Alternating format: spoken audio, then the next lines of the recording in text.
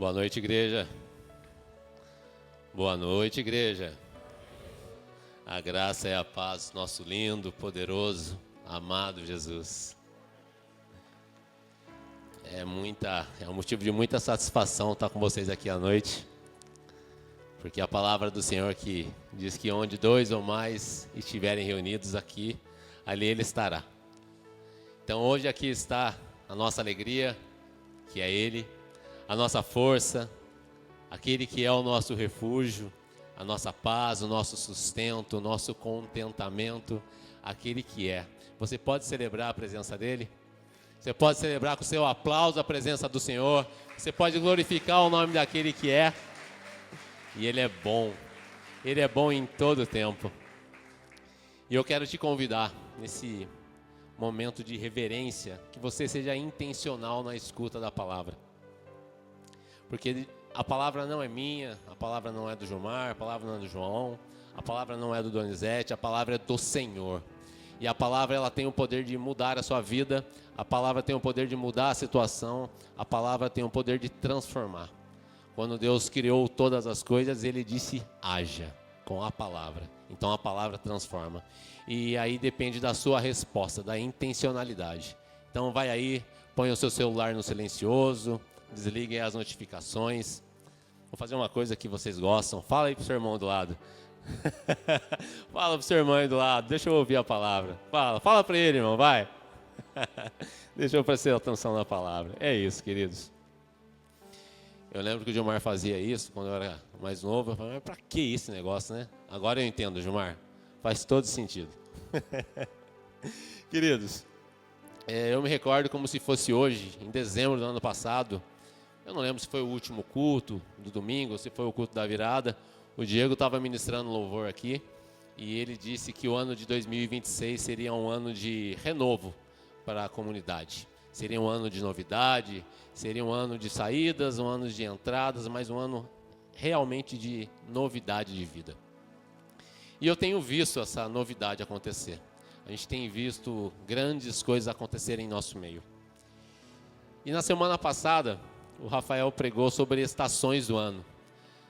De uma certa forma é correlacionado com o que o Diego disse, né, a respeito de estações, né? A gente tem aí as primaveras, do crescimento, o verão, que é a plenitude, o outono, que a coisa começa a dar aquela murchadinha, né? E o inverno, que é tudo frio, que é escassez. E a nossa vida, ela de fato, ela é cíclica. E todas essas etapas de nossa vida, elas são muito preciosas. São preciosas demais. E a gente não pode desperdiçar nenhuma delas. Que uma é da abundância e a outra é da escassez. Mas se tem um período que você aprende é no inverno. Se tem um lugar que você aprende é no deserto. E o Senhor, Ele não desperdiça nada. Porque a palavra de Deus diz que todas as coisas cooperam para o bem daqueles que amam a Deus. E todas as coisas significa realmente todas as coisas. Ele não deixa nada. Quer dizer que ele fez isso acontecer? Não. Quer dizer que aconteceu e Ele vai usar isso para o seu bem. Porque Ele é bom. Em todo tempo, o nosso Deus, Ele é muito bom.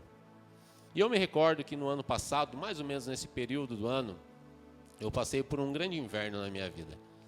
O inverno da saúde. A gente foi atacado na nossa casa de maneira geral. Ficou doente minha esposa, meus filhos, meus pais, os dois com pneumonia internados.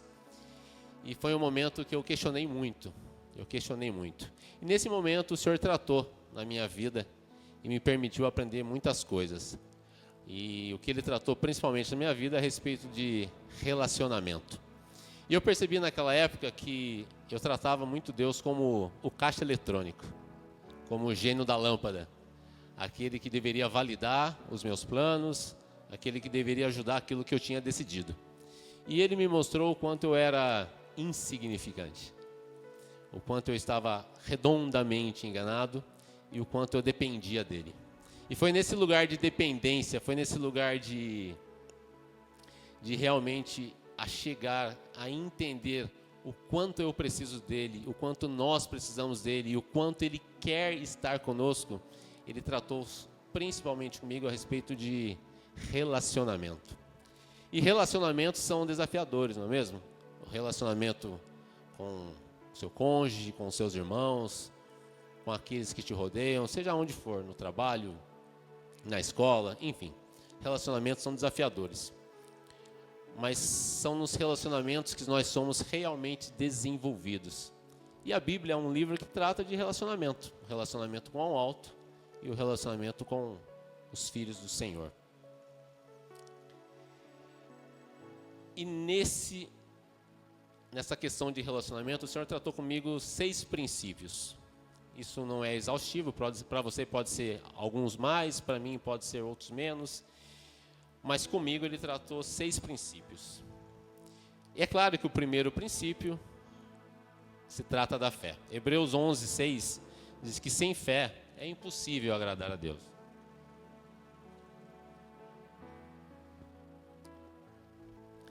E dentro da fé, ele me trouxe para entender 6 coisas, que são princípios basilares para o relacionamento com Ele, que é a obediência, a santidade, a autorresponsabilidade e o descanso. E a autorresponsabilidade e o descanso, elas tratam de dependência. Como assim? A dependência, você faz tudo o que você pode fazer. E o que não está na sua mão, você descansa. Ah, mas eu preciso mudar fulano. Não, fulano não muda, irmão. Ninguém muda ninguém. Quem muda é o Espírito Santo de Deus. Então você ora, você busca, você jejua, você entende, você compreende, você deixa para lá, você perdoa, mas tem coisas que é só o Senhor que pode fazer. Então, o que você pode fazer, você faz. E o que você não pode, você descansa. O Senhor falou comigo a respeito de gratidão, de viver uma vida de gratidão e de reverência. E em todos esses princípios a gente enxerga relacionamento. No começo do ano, a última vez que eu tive a oportunidade de trazer uma palavra, eu trouxe exatamente sobre obediência. No começo do ano a gente faz vários planos, né? Eu vou comer menos, eu vou trabalhar mais, eu vou me relacionar melhor, enfim. Então, um dos princípios que eu trouxe para aquele ano, olha, então se você tem um plano para esse ano, vamos obedecer mais a palavra? Foi dessa maneira que a gente tratou. E hoje eu queria falar com vocês a respeito de santidade. A santidade é algo muito importante. Ela é fundamental para o nosso relacionamento com o Senhor. A definição de santidade é a seguinte: santidade é a qualidade do que é puro, virtuoso ou consagrado a Deus, representando a separação do pecado e a dedicação da vontade divina. Eu não sei você, mas há algum tempo atrás, quando eu pensava em santidade, vinha 2 personagens na minha cabeça, 2 estereótipos na minha cabeça. O primeiro era aquele anjo vestido de branco, com uma auréola em cima, aquele que não faz nada de errado, aquele que acerta em tudo, ou aquele empresário, atleta, seja lá o que for, de alta performance. Sabe aquele cara que acorda às 4 da manhã, toma banho gelado, toma café sem açúcar, dorme cedo, acorda cedo, corre. Aquele cara perfeito, aquela pessoa perfeita, vinha esse estereótipo, né? Ou seja, santidade como se fosse alguma coisa merital, um mérito, algo que você pode fazer. E isso não podia estar mais enganado, porque a santidade é uma virtude, como disse aqui, da pureza. E a santidade ela só pode ser desenvolvida em você, meu irmão, através da graça. Você e eu somos miseráveis, totalmente dependentes da graça de Deus. Sem Ele, sem o amor dele naquela cruz, nós estaríamos apartados do Senhor para o resto da eternidade. Ele pagou o preço e você está aqui. E Ele pagou o preço e você estará com Ele na glória. Ele nos reaproximou. Não há nada que poderíamos fazer a respeito disso. Então, santidade não é alta performance. E é aí que você tem que tomar cuidado com o paganismo gospel. Eu vou orar mais porque o Senhor tem que me atender. Eu vou orar mais. Eu vou jejuar mais porque Ele tem que me atender. Irmão, a oração ela é relacionamento. A oração ela não é um lugar de apenas de pedir. Isso não quer dizer que você não possa. Mas a oração é um lugar de relacionamento. E não há nada que você possa fazer, que você possa merecer nada. Tudo vem dele. E isso se trata da graça. E a santidade, ela tem 3 etapas. A etapa inicial é a santidade quando você encontra com o Senhor Jesus, você percebe a sua vulnerabilidade, percebe quanto você é errado, percebe que os seus caminhos estão errados e você recebe, aceita o senhorio do Senhor sobre a sua vida. É quando você se converte. Então você estava indo por um caminho, você entende o Evangelho, você entende aquilo que o Senhor tem para você, você se prostra diante da cruz, quebrantado diante da cruz, como foi cantado agora há pouco, e você se rende a Ele, e aí você muda de caminho. Essa santidade inicial, o Espírito Santo vem morar dentro de você, e aí começa o processo de santificação. E afinal é quando o nosso Senhor voltar para nos buscar, e nós seremos glorificados. Essa será a santidade final. Mas e aí?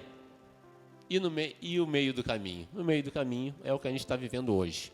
É a santificação progressiva. Todos os dias. Dia após dia e após dia. E isso também é graça. Porque a santificação progressiva, ela é operada através do Espírito Santo de Deus. Não há outro meio, irmão. Não se trata de você, se trata dele em você.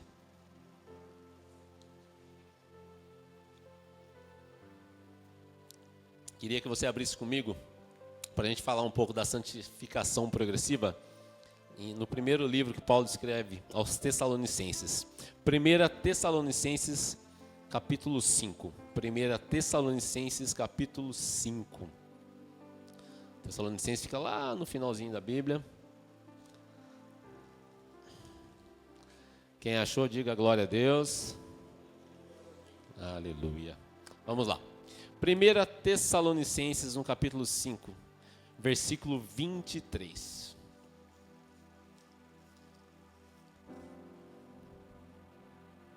Opa, voa não, papel. Fica aí.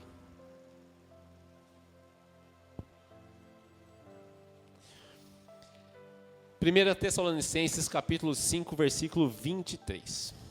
A palavra de Deus diz assim: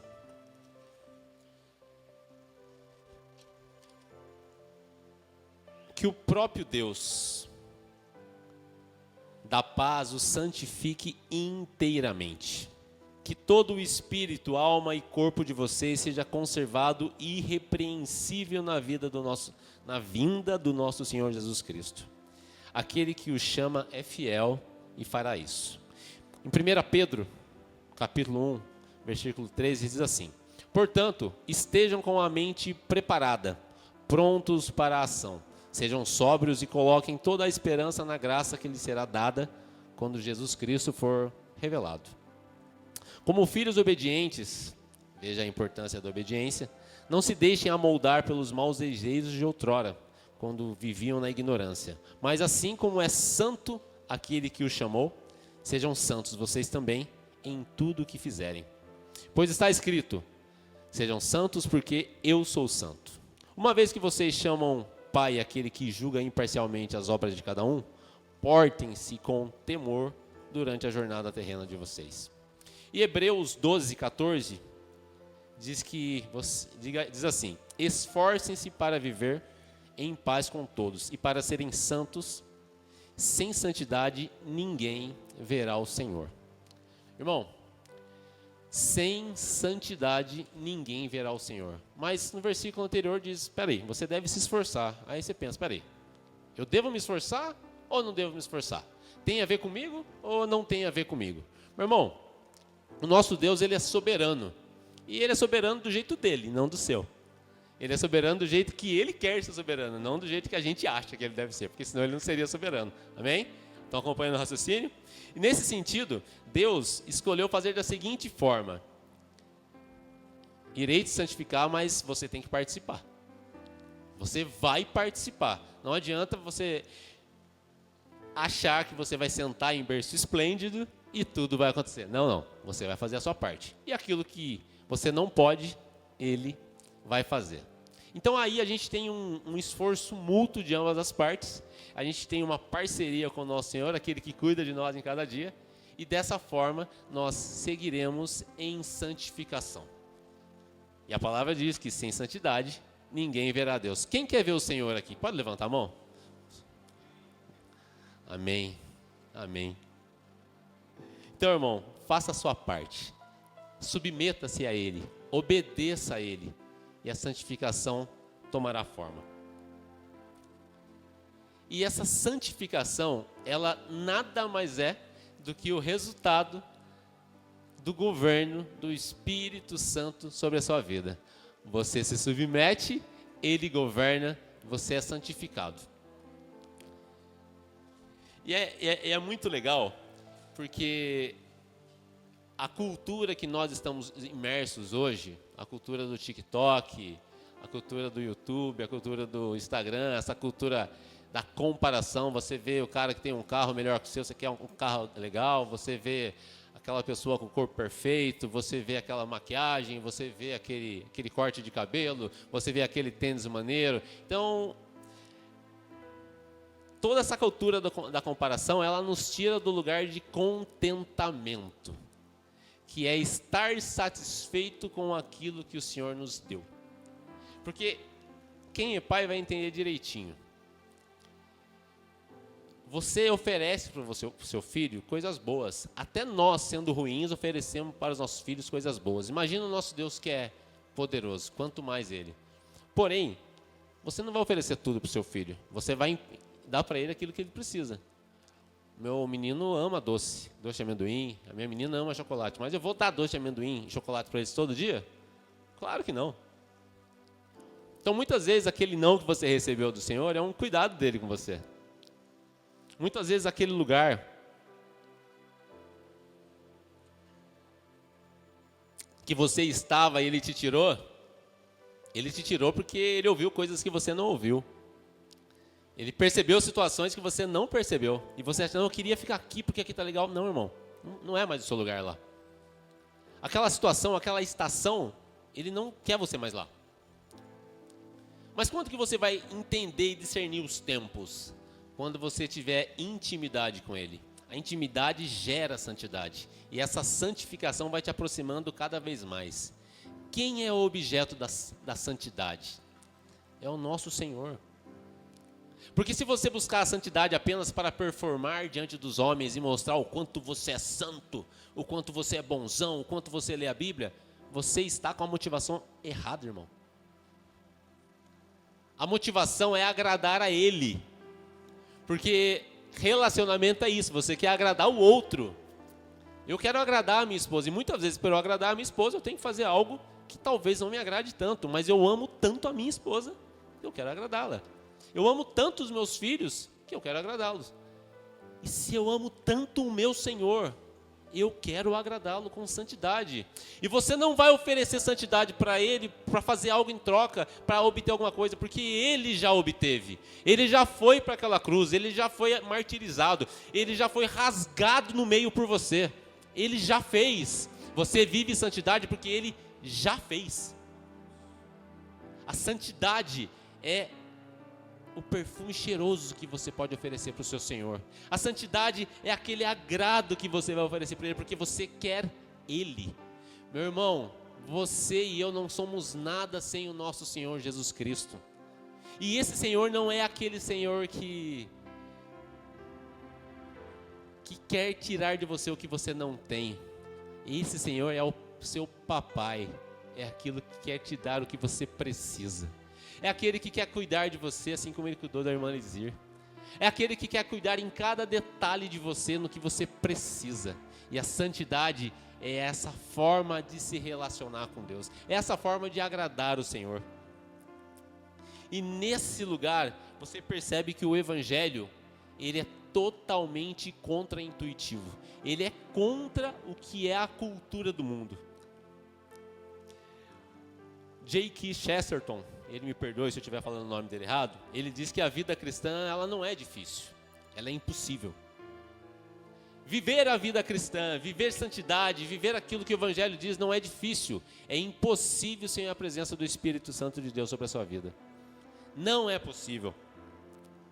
Abra comigo Mateus 4,17. Mateus 5, 6, 7. Aliás, desculpa, Mateus 5,17. Mateus 5, 6 e 7 é o Sermão do Monte. Você vai tomar tanta pancada lendo esse sermão com coragem, com atenção, que são coisas que são, você parece que é impossível. Por exemplo, Mateus 5,17 diz que feliz é o que chora. Feliz é o que chora? Como assim? O cara está chorando, ele não está feliz. Mas feliz é o que chora diante do Senhor. Feliz é aquele que se chega diante dele quebrantado. É aquele que entrega o seu coração, as suas súplicas e chora diante dele. Porque ele é o consolo. Ele é o cuidado. Ele é a paz. Ele é a alegria. Tem tudo a ver com ele. Mas para o mundo que não entende essa relação de dependência, isso é loucura. Você quer ver um outro negócio louco? Romanos 12. Romanos 12, 17. Romanos capítulo 12, versículo 17. E assim como os capítulos 5, 6 e 7 de Mateus são capítulos que nos confrontam, Romanos 12, 13 e 14 também nos confrontam muito. Em Romanos 12, 17 diz assim: retribua o mal com o bem. Imagina aí, irmão, o cara te dá aquela fechada no trânsito. Imagina aí, aquele cara que não te... aquele cara que te traiu, aquela pessoa que falou mal de você. Vamos pagar o bem com o mal? Vamos pagar o mal com o bem, irmão? E aí? Você pensou em alguém, né? Eu pensei. Alguém que te maltratou, alguém que te feriu, alguém que te traiu.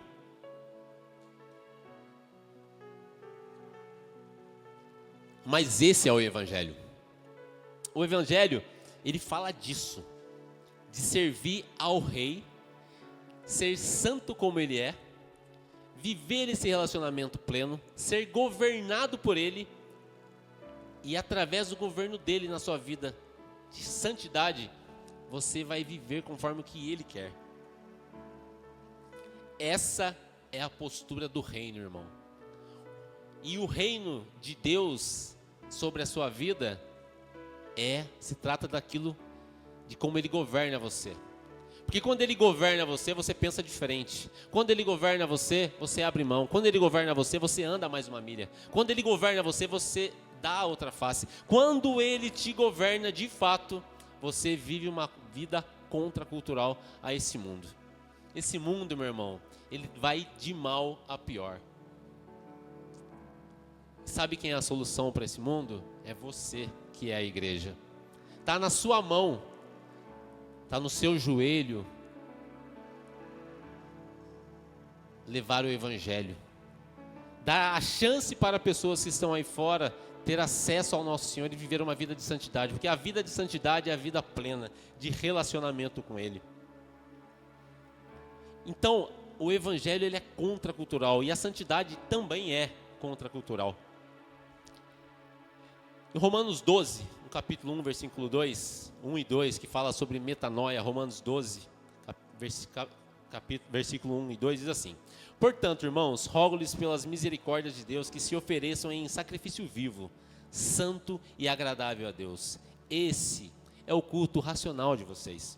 Não se amoldem ao padrão deste mundo, mas transformem-se pela renovação de sua mente, que sejam capazes de experimentar e comprovar a boa, agradável e perfeita vontade de Deus. A vontade de Deus na sua vida nem sempre é a sua vontade, meu irmão.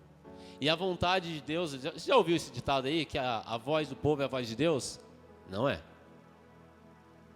A voz de Deus você ouve aqui dentro, irmão. Ah, tá todo mundo falando. Cara, lembra que a sua mãe falou para você quando você era criança? Você não é todo mundo, irmão. A minha mãe falava isso para mim. Ô mãe, mas tá todo mundo. Cara, você não é todo mundo. Você não é todo mundo. Então você não pode se amoldar ao padrão desse mundo. E quando você não se amoldar ao padrão do mundo e viver essa vida de intimidade, de busca, você vai conhecer a boa, perfeita e agradável vontade dele. E essa vida de santidade as pessoas do mundo podem imaginar. É uma vida pesada, né? Pô, não posso fazer nada.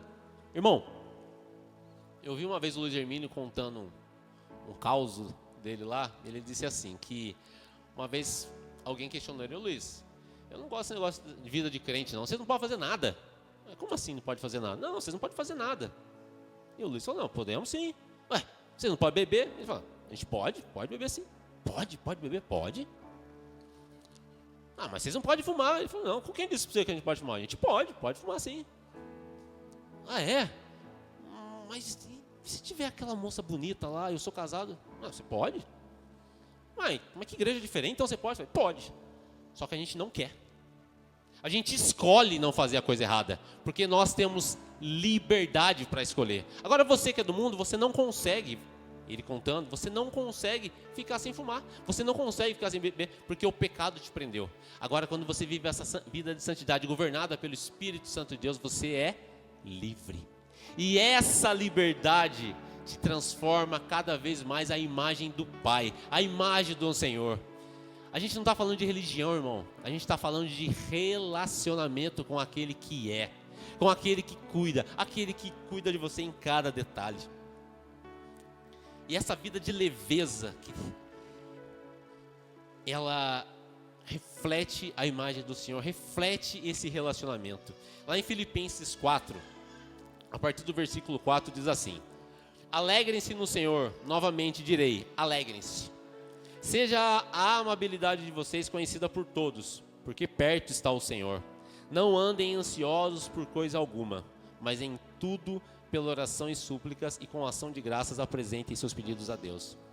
Irmão, a nossa geração é a geração mais ansiosa da história da humanidade.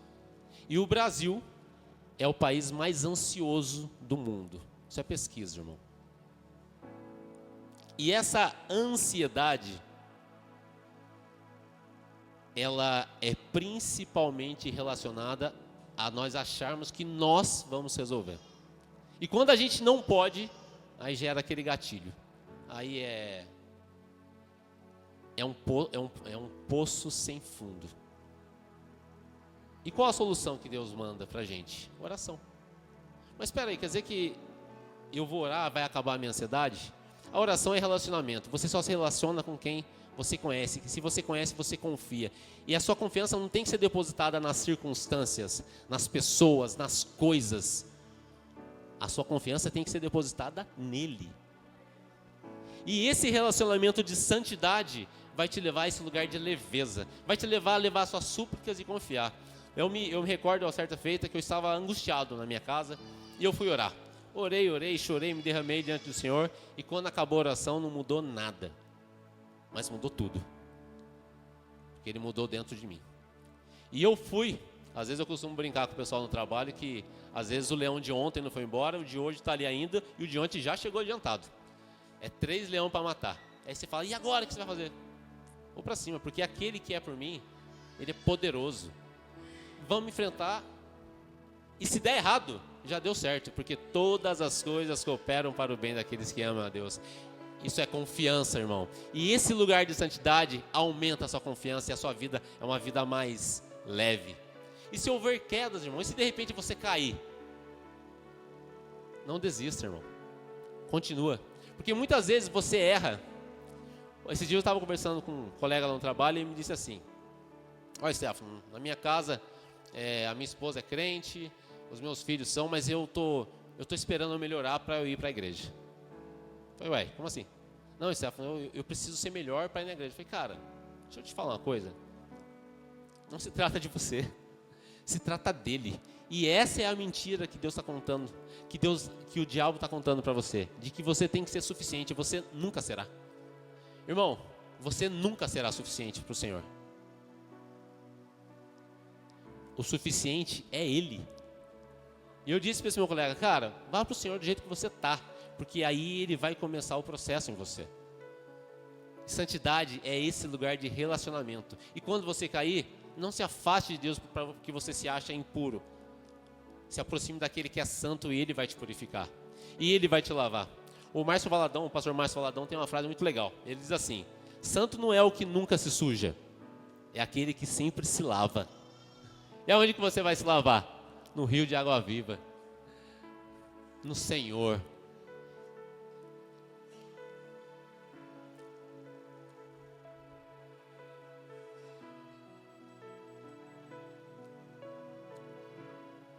E a santidade, ela é praticada na comunhão, irmão. Lá vem esse irmão falar de comunhão de novo. É isso, irmão. É comunhão. Comunhão é fácil? Não. Comunhão não é fácil. Relacionamento é fácil? Não. Relacionamento é muito difícil. Mas a santidade, ela é desenvolvida. Porque quando você se relaciona, vão vir as dificuldades. E aí é onde o Senhor vai trabalhar em você. Gálatas 5, acho que a partir do versículo 22, descreve os frutos do Espírito. O amor. O amor não é a paixão, tá? Não é o gostar. O amor é a atitude.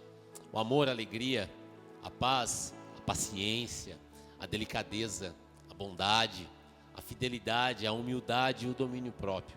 Todos os aspectos do fruto do Espírito em você. E o fruto, eu não sei você, eu nunca vi uma mangueira comer uma manga. Nunca vi. Quem come a manga sou eu. Sabe quem que come o seu fruto, irmão? É o outro. Então a sua bondade quem vai comer é o outro. A sua paciência quem vai comer é o outro. A sua delicadeza é o outro. O seu fruto quem vai comer sou eu. E o meu fruto é você. Então é na comunhão que o Senhor ordena a bênção e é onde nós somos desenvolvidos para essa santidade. Porque se você não se relaciona com o seu irmão que você vê, como que você vai se relacionar com o Deus que você não vê? Não faz sentido, irmão. Então, aquele desigrejado, eu não vou mais na igreja, mas eu tô em casa, tô na igreja pela internet. Pô, legal, irmão.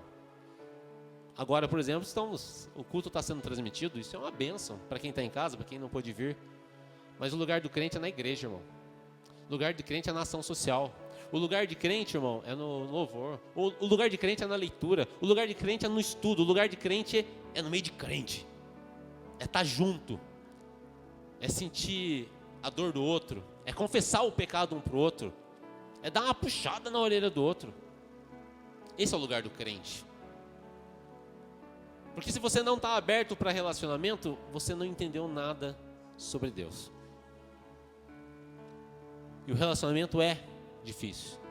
Mas é ali que o Senhor te transforma em outra pessoa. É ali que você vive santidade. Porque o fruto do Espírito, que é a ação, o governo do Espírito Santo sobre você, é oferecida ao outro. Eu já queria chamar o Ministério do Louvor. Já estou partindo para o encerramento. E esse relacionamento com o Senhor, ele gera intimidade. Essa intimidade gera santidade. E a santidade, irmão, ela gera plenitude. Como assim? Abre comigo Efésios, capítulo 4, por favor. Efésios 4, a partir do versículo 11. Efésios 4, versículo 11.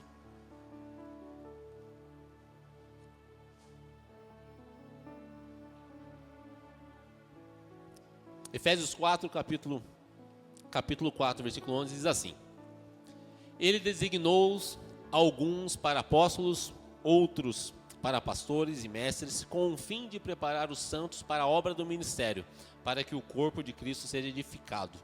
Estamos falando de comunhão, beleza? Até que todos nós alcancemos a unidade da fé e do conhecimento do Filho de Deus. Ele é o objeto da nossa fé, amém? Jesus é o objeto, o Filho de Deus é o objeto da nossa fé. E cheguemos à maturidade. Irmãos, precisamos avançar. E cada vez que somos santificados, cada dia, nós iremos amadurecer, atingindo a medida da plenitude de Cristo. Irmão, a sua plenitude como pessoa só vai ser alcançada quando a plenitude de Cristo for desenvolvida em você. E como que a plenitude de Cristo é desenvolvida em você? Santidade. Santidade não é resultado apenas do seu esforço. Santidade é resultado de relacionamento com Ele, com aquele que é, aquele que é bom. No começo, isso aqui eu escrevi na minha Bíblia, O Senhor, Ele é a nossa alegria. A sua alegria não está nas circunstâncias. Embora aquela criança bonita, aquela viagem gostosa, aquele livro com cheiro de novo, aquela pessoa que você ama, aquele namoro que começa, aquele emprego que você obtém, conquistas são muito bons e você deve continuar buscando. Mas não é nessas coisas que está a sua alegria. A sua alegria é Ele. A sua força é Ele. O seu refúgio é o Senhor. O seu descanso está nele. A sua paz está nele. Jesus é o nosso sustento, o nosso contentamento. Ele é o nosso Senhor, Ele é o nosso Rei, Ele é o nosso Papai. E quanto mais você avança em direção a Ele, e quanto mais você é santificado, mais disso você prova, mais disso você é preenchido. E você vai perceber que as circunstâncias da vida terão cada vez menos influência. Vai doer menos? Não, não é que vai doer menos. É que você vai passar acompanhado por essa dor. É que você vai passar acompanhado por esse desafio. É que você tem a garantia de que Ele estará com você. E é isso que faz toda a diferença. Porque nós estamos aqui prestando culto a Ele. Ele é o motivo da nossa fé. Nós não estamos aqui buscando performance. Nós estamos buscando aquele que já performou, aquele que já fez, aquele que já transformou. É Ele, é dele que se trata. E essa é a postura do reino, meu irmão. Então, meu amado, renuncie ao controle. Entregue a Ele, porque Ele vai concluir essa obra da santificação. Pois Céfalo, mas eu caí. Levanta e continua. Volta lá, se limpa. Se limpa. E Ele vai concluir a boa obra. O último versículo para a gente encerrar diz assim. Filipenses capítulo 1. Filipenses capítulo 1, versículo 6. Paulo diz assim: eu estou convencido de que aquele que começou a boa obra em vocês vai completá-la até o dia de Cristo Jesus. Ele começou, irmão, Ele vai concluir. Quando a gente anda ansioso, é porque talvez a gente desconfie de que Deus vai falhar. Irmão, Deus falha? Irmão, Deus falha? Deus falha? Deus nunca falha. Se você regrediu, continua. Se você parou, sai do lugar. Mas não desista, não pare. Entregue a Ele, e Ele vai continuar a boa obra, e Ele vai concluir. E naquele grande dia, oh irmão, aquele grande dia, aqueles olhos brilhando como fogo, aquela roupa branca, aquele cavalo bonitão, Ele vai vir nos buscar. Você vai ser glorificado, você vai estar livre do peso do pecado. Não vai ter mais dor, não vai ter mais tristeza, não vai ter mais choro, não vai ter mais corrupção, não vai ter mais traição.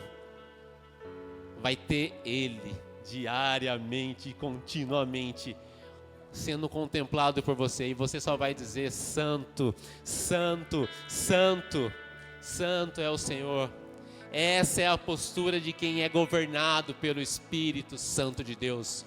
Santidade é a postura do reino, meu querido. O reino é contra-intuitivo, mas vale toda a pena. Tem uma música aí, fique tranquilo que eu não vou cantar, irmão. Fica tranquilo, não vou cantar. Mas ela diz assim: teu reino vem se eu anunciar. O teu reino vem se a minha postura eu mudar. O teu reino vem se o lugar secreto, ou seja, se eu me relacionar. O teu reino vem se eu entender que o menos é mais. O líder, ele é servo. O pobre é rico.